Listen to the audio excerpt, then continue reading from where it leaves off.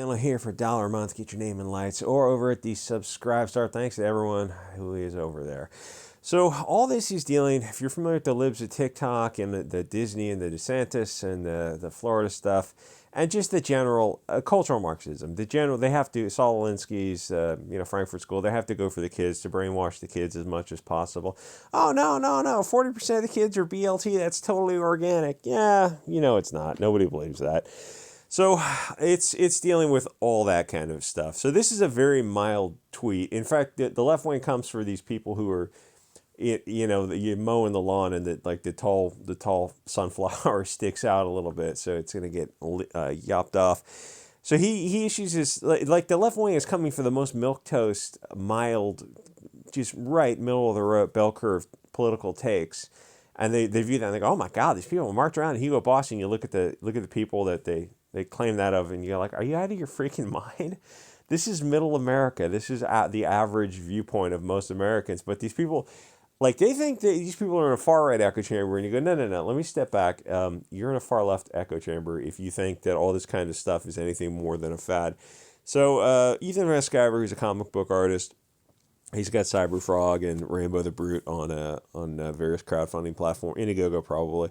So working class elitists. So this is the tweet that gets him in trouble with Patreon, who apparently polices behavior off platform. And I had something similar happen, and I'm no longer on Patreon, which wasn't a big thing for me. Subscribestar has been my place of choice, and people have been very, very nice on Subscribestar. So this is his tweet. Disney is framing a law that restricts public school teachers from presenting confusing concepts to children between the ages as a matter of BLT rights, high-octane brainwashing, most powerful socio-political lobby, and the most powerful entertainment industry versus parents. I think that means entertainment. So that's a pretty mild tweet. And what was the response from Patreon? They sent him a letter. Hi there. Hi, folks. Yikes, my guy, no. But I mean, that's who these people, these are the worst people on. But keep in mind, they're not monitoring his Twitter, because in the world of Patreon, Ethan's not a huge name. I'm sure there's, some 20-year-old with big boobs is going to be like the Patreon darling, who is probably able to say things on Twitter that nobody cares about. So somebody had to report that tweet, and probably more than somebody had to report that tweet. Though you never know, because the way the big tech works with somebody like EVS, who's, Comicsgate associated, is vaguely not left wing. It's like, oh, that means he's on the right. The people they look at and they say these people are on the right, you look at them, it's like, this is insane if you think these people are far right. But he's got a target. Like anyone who's associated with CG who's not in the mainstream is going to have a target on the back. You're going to, and if you're on Twitter, you get more of this kind of stuff. So you have to, you got to carefully look at Twitter. If it brings in X amount of dollars, is that worth the X amount of hassle? Because it does bring in money, but it also costs you money, because you're going to get deplatformed off of things. And the bigger you get, the more and more it gets. So there is a calculus to be had there, where if it's actually it might actually cost you money to be on Twitter. You never know. So they send him a letter, Trust and Safety, which is soy boys and cat people. And they're saying, you got to remove the tweet from your Twitter account, or remove the link to Patreon from your Twitter bio, which actually that would probably be the easiest thing to do. Because how many people are going to his Patreon from Twitter? Oh, because he's selling, I think he's selling cards on Patreon. I didn't know you could sell stuff on Patreon. Patreon was just never a big thing for me on there. The total, I've been on there for years for other stuff, and it was like $20, I think in total. Just wasn't an issue. So it says, we police off-platform behavior because you're raising funds on Patreon. We may be held accountable for what you do with those funds. And then they say, while diverse viewpoints are welcomed, there's no room at Patreon for creators who promote sentiments of discrimination based on gender identity. But he didn't. He just, this is what he said. Disney, the Florida issue, they're presenting confusing concepts to children. That's what most people in America believe. But because of that, he had to delete his tweet or remove the tweet for Patreon. By now, you got to, Patreon for him is, thousands of dollars a month. But so, I mean, really, if you're going to get on any kind of platform, it's like nobody wants to forego that money, but they're going to control, like, they're just going to do more and more of this in the future. They're just going to do this kind of stuff, police your off platform behavior. And I remember that interview, was it Jack Conte at Patreon? And he's just like, he just, there's this unbelievable bleeding soy boy, just soy oozing out of every pore of his body. Just somebody you want to get away from. You want to wash your hands after. You look at him like, I feel dirty. This guy, how does one person, keep in mind he's a billionaire, but it's just somebody who's like, oh, we're doing great things for the platform. We have so many things planned, and we're going to, and you look at him like, all we want you to do is just be a tech forum, a digital. We want the human environment out of Patreon.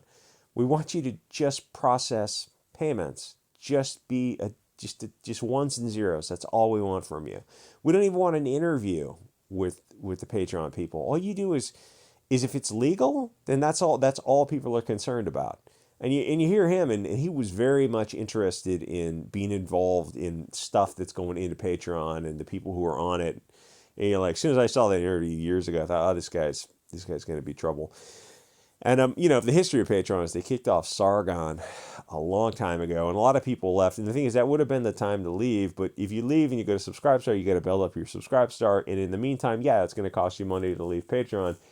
But if you're just getting into this from the start, then you're better off not even getting on Patreon at all. Just start up with Subscribestar, with Give, Send, Go. With crypto is good. I use crypto. People donated there. Monero is the privacy coin, I guess. But I mean, they're all fairly private.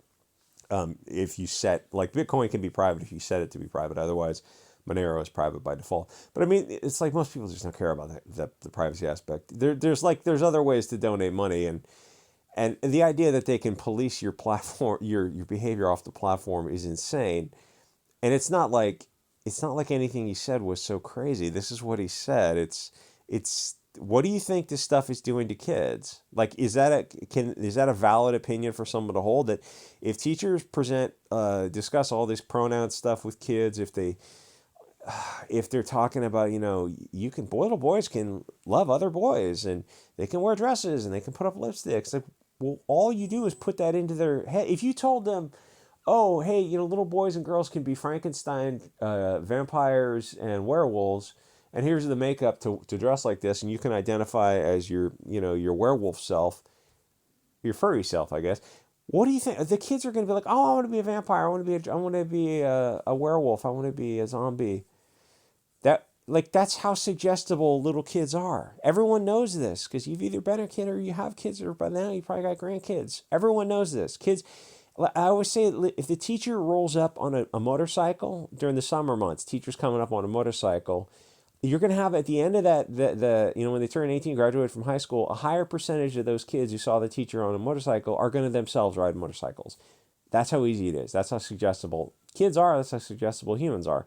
If you're telling them about transition closets and pronouns, like, the other perspective is not even taught. Like, they teach people about pronouns. The other perspective would be, and some people, traditional belief has been that pronouns are sex-based and sex is a binary. That's their belief. But that belief is never taught. It's just, oh, you can be whatever you want.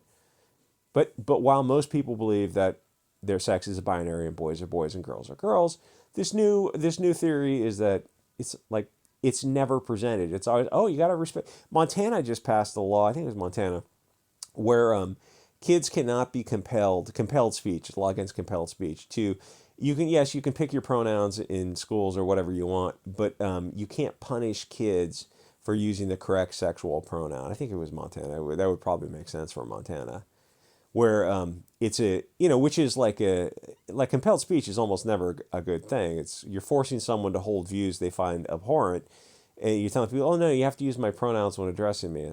Like, well, why do I have to use your pronouns when I prefer to use the biologically accurate pronouns? Oh, that's offensive to me.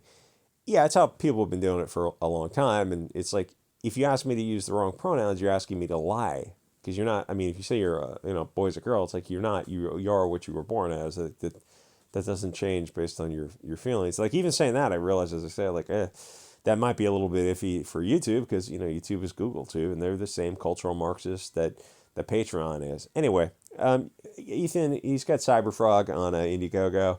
I'm actually going to go get a post office box right now if anyone wants to send me the next. I asked for comics like repeatedly.